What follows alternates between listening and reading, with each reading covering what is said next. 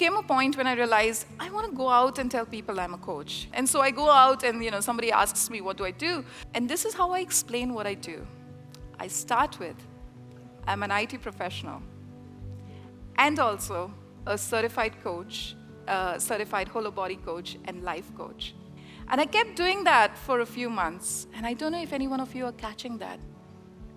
But I kept saying, I'm an IT professional all the time.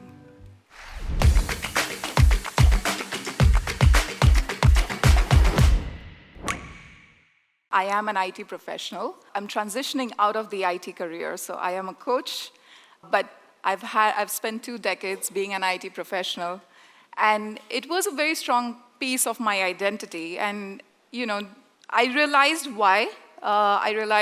So I come from an arts background. Of course, you can tell I'm Indian, so I was supposed to be either an engineer, a doctor, or a lawyer, or an economist to be, successful. But I didn't do any of those things. And so I got an arts degree, and I had to prove myself. And I thought the best way to do that was to go into an industry that was really up and coming. And I'm going to date myself with this, but this was before the Y2K, so, that's where my career took me. And that's one of the reasons I realized that identity was so crucial to me, because it spoke about, my perseverance. It spoke about my ability to break the story, to be that odd one out. And really for the last 25 years, even though, I have an IT career, in every team that I work in, I'm always the anomaly. I'm in a technical world as a non-technical person. So that's where I was at, Beautiful. Aarti, you not only been in this industry for almost 25 years, you're also a mother of 2 lovely, lovely daughters. Yes, who are here with you at the event and who are right here in encouraging you and supporting you. And your husband's here, from what I know as well. And we had a lovely conversation. Now, I know one of the things about being Indian as well, I know one of the things about how much being in the world of IT is looked upon and respected. Right, from where we come from, it is considered the dream. And even till date, when the world is changing so quickly, if you're on the IT field, you are doing something amazing. Right? That's really the Indian dream, pretty much.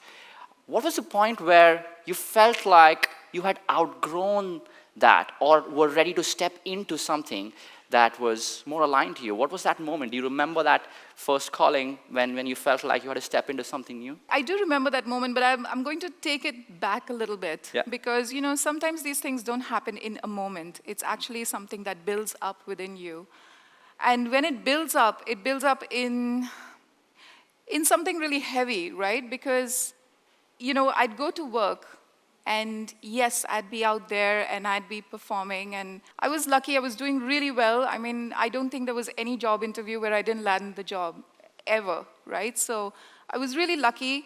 I was doing really well. But at the end of the day, when I looked at myself, when I'd go to bed, or those few moments before going to bed, when you look at your day, I always felt like something is missing. I'm not feeling good. I'm not feeling fulfilled. And so, Sid, if I can just talk about last year, right? Absolutely. It was exactly this day, the day after a big celebration at Supercoach. So I was sitting right about there, and I was excited because, guys, what an amazing party we had last night. 2 days of hugging and meeting people who were like thumbnails for almost a year, and then actually seeing that, oh my God, they are actual people, and then getting to hug them and feel the energy in this room and hear all the great talkers and everything, and being so inspired. Fran was talking about it yesterday, grinning from ear to ear, where you start looking like the Joker. That was exactly me sitting there, right? And I was so excited. But I was also looking at the time, and I knew that this event was drawing to a close, right? And so there was a bit of bittersweet feeling in there. It was like, oh my God, it's drawing to a close, back to reality. And then, as I thought of back to reality, it came to me, well, the celebration is over, the certifications are done, I have to go out and become an entrepreneur because I want to build my coaching business. And I know that you took your time to deal with and process your identity as a person who had achieved all of this, had quit something, and this fear of you having potentially quitting this new path that you were going on is literally staring at you in the face. What did you do that shifted things for you? So it was really interesting. I joined the accelerator program because I knew I needed the help. So I joined the accelerator program, and it was amazing. We were getting these worksheets on, trying to, you answer these questions, and and you get coached, and you're trying to answer, like, what's your niche, who are you working with, and all of that. And as I started doing that, there came a point when I realized I want to go out and tell people I'm a coach. Like I'm sure you all are just dying to say that to people. Like, listen, hello world, I'm coming up as this new person. I'm a coach, right? And so that's how I was feeling too. And I was like, okay, what's the best way to do it? And you hear about these amazing things when you go to networking events. You hear about the elevator pitch, right? So I was like, okay, I'm going to have this perfect elevator pitch. And so I went out. I was at home, but I stood in front of the mirror, and I'm like, okay, let me practice this elevator pitch that I'm going to deliver, right? And so it started off, and it's like, okay, I am a hollow body coach and a life coach, and I help people make transformations, and I help them remove their limiting beliefs. And each time I'd say it, I'd be like, oh my God, how mechanical, like that. Like, who is going to enjoy listening to that, right? But perseverance, right, guys? I'm perseverant, so there you go. I was like, okay, I've practiced it a few times. I think I've got it. I need to go out and, like, just say it to someone. And so I go out, and, somebody asks me, what do I do? And this is how I explain what I do. I start with, I'm an IT professional and also a certified coach, certified whole body coach and life coach. And I kept doing that for a few months. And I don't know if any one of you are catching that. But I kept saying, I'm an IT professional all the time. And so what I realized one day, as I was watching National Geographic, I love watching animals, and there was this beautiful video clip of these monkeys in a forest that were, just swinging from branch to branch, tree to tree, and just going full throttle, right? Going through the forest. So beautiful, so beautiful. And then, in typical National Geographic fashion, they played it in slow-mo. And that's when I noticed something really interesting.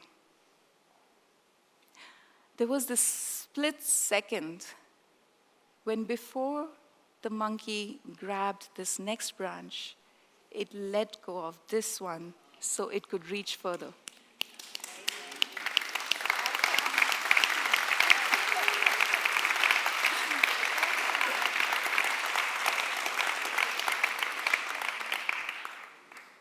I want you to fast forward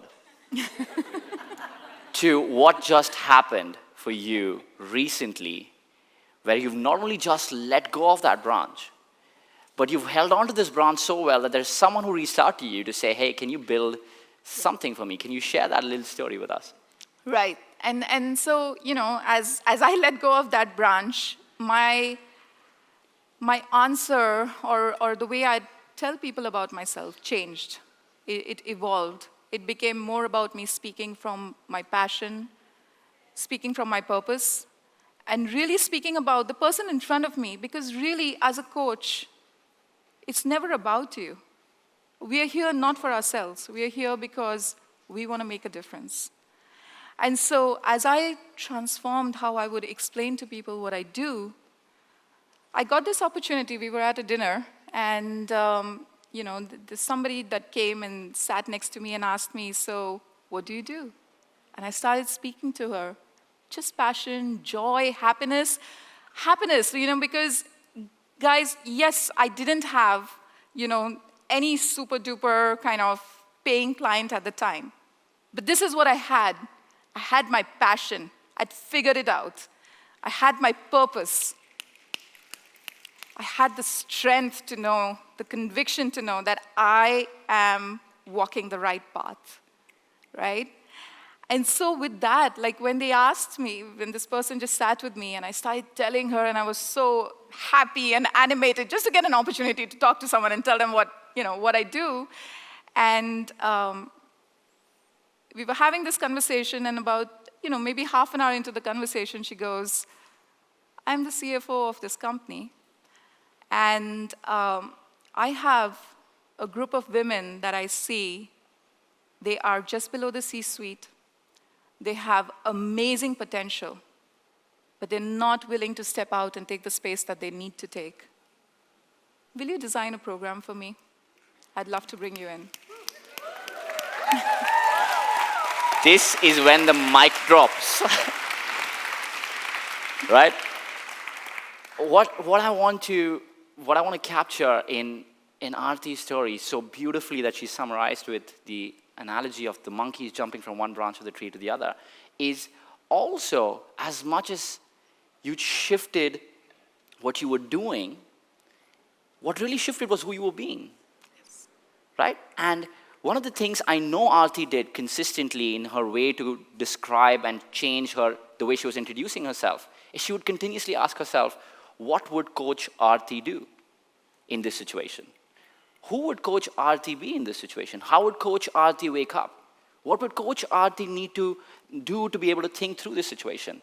And as she moved from this transition to the other, what Aarti is now just shared with me right before we enter the stage, she's not only doing one program, she's actually doing two. She has a book that's been written as it is almost being published right now. And the most beautiful thing, I think, in all of this is she has an entire family here supporting her through and through this whole journey. Can we have a huge round of applause for Aarti?